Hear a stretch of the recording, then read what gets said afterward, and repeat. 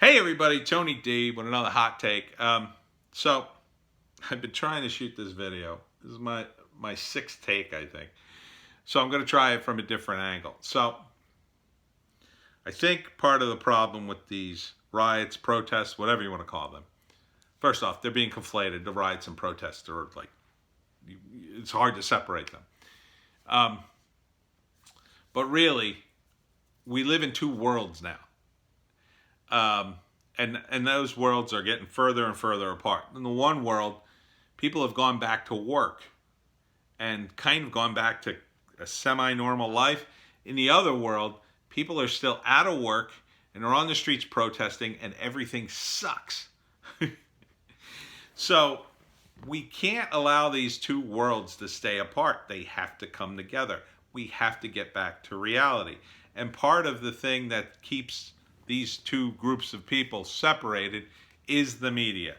The media is telling the people who are sitting at home and protesting and going out one thing, and telling the people who went back to work and want to open their businesses another thing. It's basically left and right, basically Democrat and Republican. But whereas the purity tests have squeezed and squeezed and squeezed the Democrats until there's almost no one pure enough to be a Democrat left, everybody else is by de facto, no, what is the word I'm looking for? They are Republicans by default. That's the word I'm looking for. By default, everybody else is a Republican. And all sorts of nasty names that I can't say on YouTube. So why is this happening?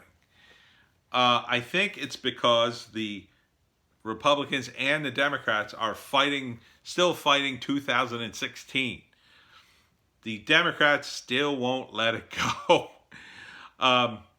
They see their party, I believe, falling to pieces. They see the writing on the wall. This is their last stand before the party completely implodes. I believe in 2020, the Democratic Party will become a lesser party in that it will be so depowered. It will no longer be Republicans and Democrats. It will be Republicans and a handful of Democrats. That's what I think we're headed towards. And if that's the case, and in all those Democratic cities and states where this lockdown continued endlessly, that's going to be all the state. Just paint them red. Paint them all red right now, because that's what's going to happen. And the Republicans will almost immediately start abusing all that goodwill. They will. They will. Not at first. You'll get a few good years out of them, because typically when you get the other party in, you get a red politician in a blue state, you get a lot of good out of them, and vice versa, because they're trying to pander to both sides, so they end up in the middle. When you're a red politician in a blue state, you want to try to reach out an olive branch, so you end up kind of in the middle, or closer to the middle, I should say. You look at a guy like Mitt Romney, got elected to Massachusetts, of all places. He had to lean a lot further left. I don't particularly like Mitt Romney. Probably a bad example. But we had Christy Todd Whitman here in New Jersey, a female governor who was a Republican. I wasn't a big fan either, but I guess you could say she did okay. But we have these two worlds, and I hate to tell you, but the world of the Republicans right now is much better. Much better. They've been under such scrutiny. That scrutiny has forced them to evolve on a lot of issues and to get rid of a lot of deadwood. A lot of deadwood that normally, even politicians within their own ranks have gotten better at what they do, because they're under such intense scrutiny, and they've had to fight back in order to, keep the media from just completely destroying them. And that's made them a better party. On the opposite side, you have the Democrats. They've been enabled by the media for years. 8 years of the media carrying Obama's water and just calling him the greatest president ever didn't help him, didn't make him a better president, made him a worse president, because he knew he could do things that other presidents wouldn't dare get away with, because he knew that at the end of the day, CNN would say something nice about him, no matter what he did. Same thing with Biden. Biden has made mistake after mistake, mistakes that any other politician had made. If a Republican politician made some of the mistakes Biden had made, he'd already be out of the race. And yet, he just continues to plod along, and the media continues to front for him. Even when he's in an interview, confused and saying something weird, there's the guys at CNN to pick up the slack and say, oh, well, you must have mean this. Right, Mr. Vice President? It's kind of pathetic and kind of obvious at this point. So I think we need those worlds to come together. And the only way, sadly, it's going to happen is one world is going to basically gobble up the other. I think it's going to be the Republicans gobbling up the Democrats until either the Republican Party splits into two factions or the Democrats splinter off into their own groups. Another group tries to form once you see you only got like a handful of Democrats left and not much of a future because the brand is so tarnished, then you might finally get people going green, going libertarian, going socialist, communist, whatever.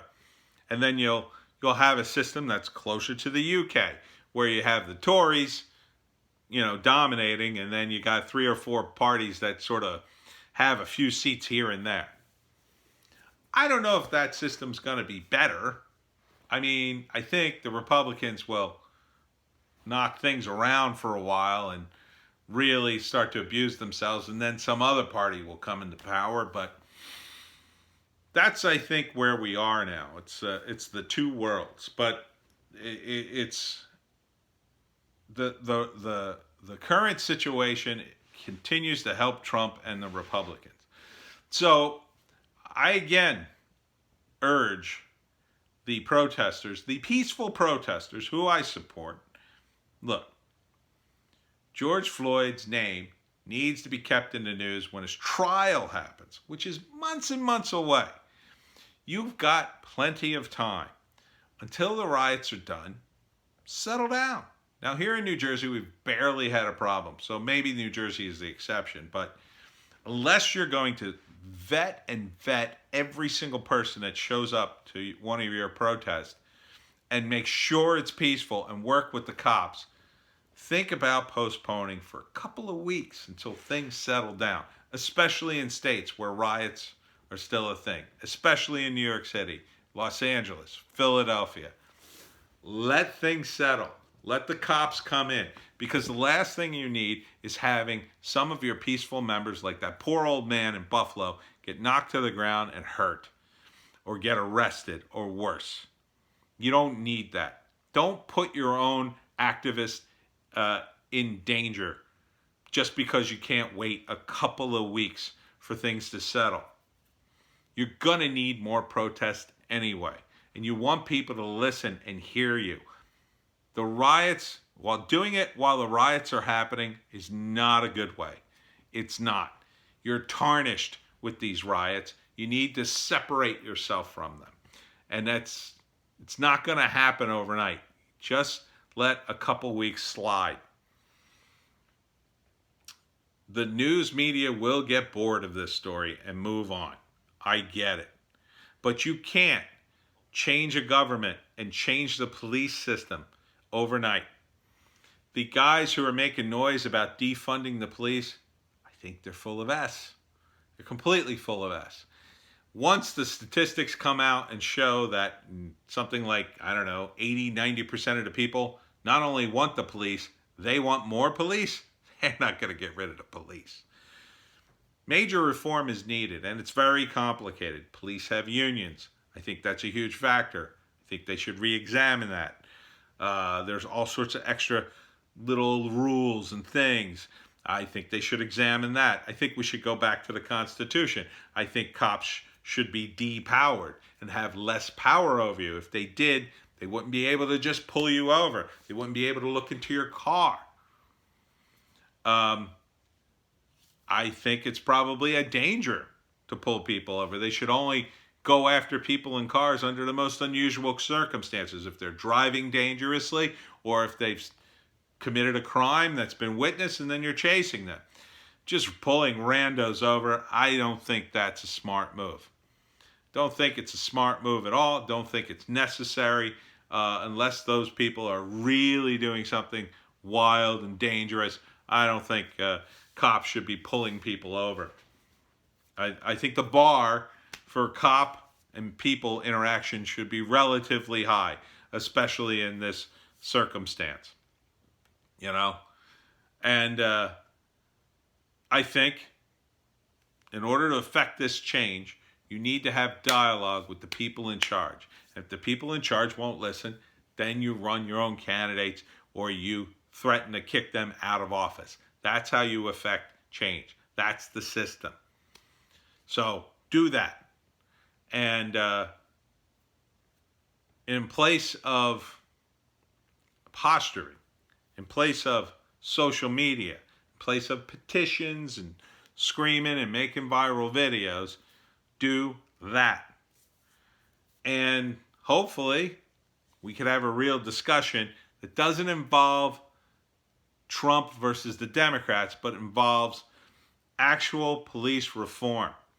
Because you are just chess pieces in this, between the Republicans and the Democrats playing chess, and the Republicans are winning, and they're going to win, and they are almost as happy, many Republicans, that you're rioting and protesting than the Democrats are, because the Democrats can point at you and go, "See, Trump's America," and the Republicans can point to you and say, "See, we need law and order."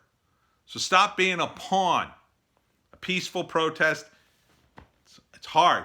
It's hard to point at that and go, "See, law and order." Nah, it doesn't really work.